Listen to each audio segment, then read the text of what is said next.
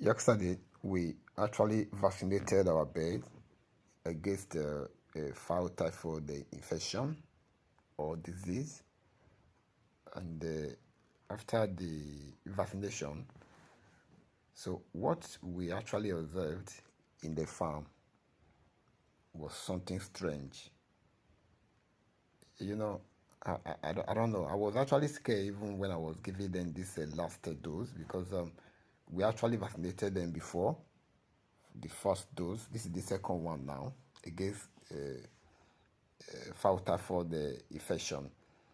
So after we vaccinated them yesterday, in the night of it, I went to check up on them. So I discovered that most of them were not eating. So I know it's normal, it's usual to them, even human. So they were not eating.